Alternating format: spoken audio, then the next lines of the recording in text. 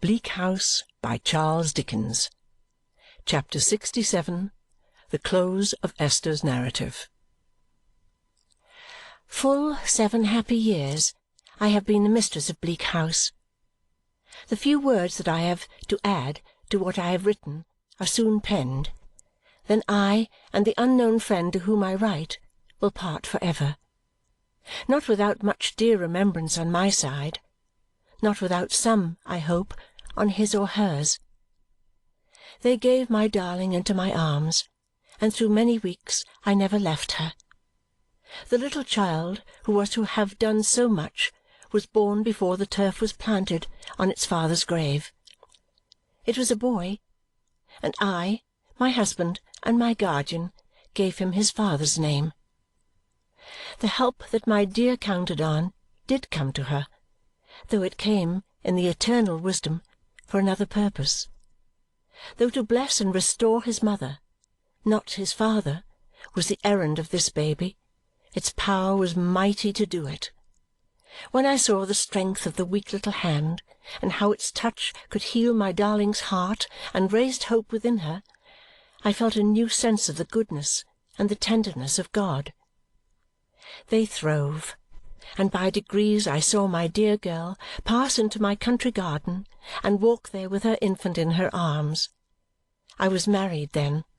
I was the happiest of the happy. It was at this time that my guardian joined us and asked Ada when she would come home. "Both houses are your home, my dear," said he, "but the older Bleak House claims priority. When you and my boy are strong enough to do it, come and take possession of your home." Ada called him her dearest cousin John, but he said no, it must be guardian now. He was her guardian henceforth, and the boy's, and he had an old association with the name. So she called him guardian, and has called him guardian ever since. The children know him by no other name. I say the children. I have 2 little daughters. It is difficult to believe that Charley, round-eyed still and not at all grammatical, is married to a miller in our neighbourhood. Yet so it is, and even now, looking up from my desk as I write early in the morning at my summer window, I see the very mill beginning to go round. I hope the miller will not spoil Charley, but he is very fond of her, and Charley is rather vain of such a match, for he is well-to-do and was in great request. So far as my small maid is concerned, I might suppose time to have stood for 7 years, as still as the mill did half an hour ago, since little Emma, Charley's sister, is exactly what Charley used to be. As to Tom, Charley's brother, I am really afraid to say what he did at school in ciphering, but I think it was decimals. He is apprenticed to the miller, whatever it was, and is a good, bashful fellow, always falling in love with somebody and being ashamed of it. Caddy Jellyby passed her very last holidays with us and was a dearer creature than ever, perpetually dancing in and out of the house with the children, as if she had never given a dancing lesson in her life. Caddy keeps her own little carriage now instead of hiring one, and lives full 2 miles further westward than Newman Street. She works very hard, her husband an excellent one, being lame and able to do very little. Still, she is more than contented and does all she has to do with all her heart. Mr. Jellyby spends his evenings at her new house with his head against the wall, as he used to do in her old one. I have heard that Mrs. Jellyby was understood to suffer great mortification from her daughter's ignoble marriage and pursuits, but I hope she got over it in time. She has been disappointed in Borrioboola Gha, which turned out a failure, in consequence of the king of Borrioboola wanting to sell everybody who survived the climate for rum. But she has taken up with the rights of women to sit in Parliament, and Caddy tells me it is a mission involving more correspondence than the old one. I had almost forgotten Caddy's poor little girl. She is not such a mite now, but she is deaf and dumb. I believe there never was a better mother than Caddy, who learns, in her scanty intervals of leisure, innumerable deaf and dumb arts to soften the affliction of her child. As if I were never to have done with Caddy, I am reminded here of Peepy and old Mr. Turveydrop. Peepy is in the custom-house and doing extremely well. Old Mr. Turveydrop, very apoplectic, still exhibits his deportment about town, still enjoys himself in the old manner, is still believed in the old way.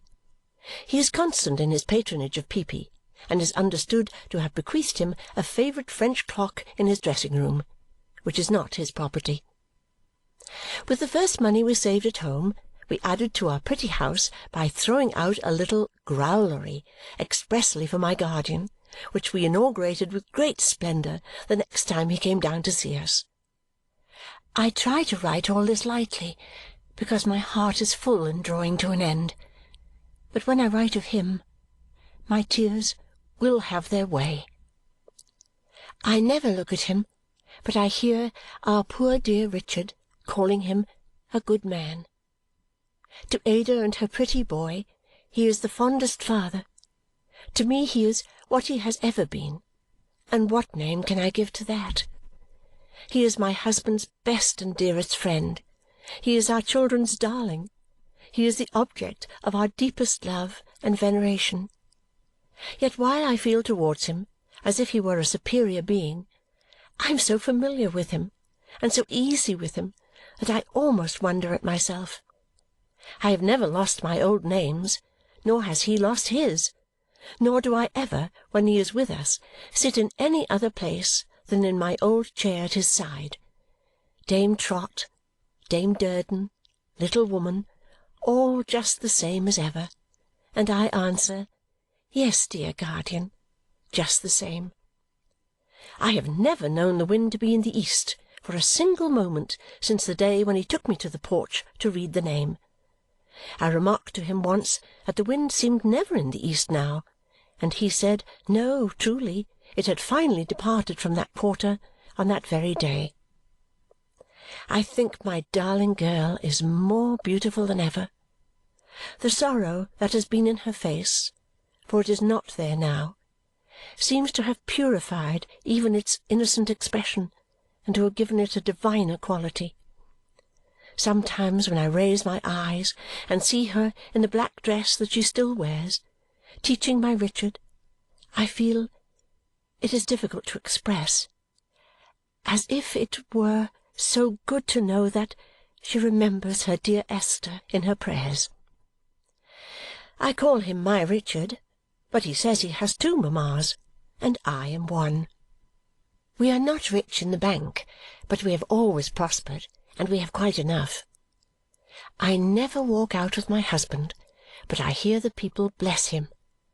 I never go into a house of any degree, but I hear his praises or see them in grateful eyes.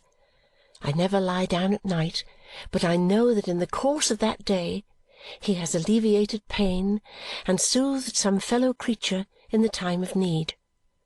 I know that from the beds of those who were past recovery, thanks have often, often gone up in the last hour for his patient ministration. Is not this to be rich? The people even praise me as the doctor's wife. The people even like me as I go about, and make so much of me that I am quite abashed. I owe it all to him, my love, my pride.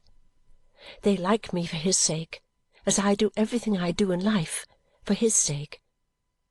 A night or two ago, after bustling about preparing for my darling and my guardian and little Richard, who are coming to-morrow, I was sitting out in the porch of all places, that dearly memorable porch, when Allan came home. So he said, "My precious little woman, what are you doing here?" And I said, "The moon is shining so brightly, Allan, and the night is so delicious that I have been sitting here thinking." "What have you been thinking about, my dear?" said Allan then. "How curious you are!" said I. "I am almost ashamed to tell you, but I will. I have been thinking about my old looks, such as they were. "And what have you been thinking about them, my busy bee?" said Allan. "I have been thinking that I thought it was impossible that you could have loved me any better, even if I had retained them." "Such as they were," said Allan, laughing. "Such as they were, of course." "My dear Dame Durden," said Allan, drawing my arm through his, "do you ever look in the glass?" "You know I do. You see me do it." "And don't you know that you are prettier than you ever were?" "I did not know that. I am not certain that I know it now. But I know that my dearest little pets are very pretty, and that my darling is very beautiful, and that my husband is very handsome, and that my guardian has the brightest and most benevolent face that ever was seen, and that they can very well do without much beauty in me, even supposing— End of chapter 67. End of book Bleak House by Charles Dickens.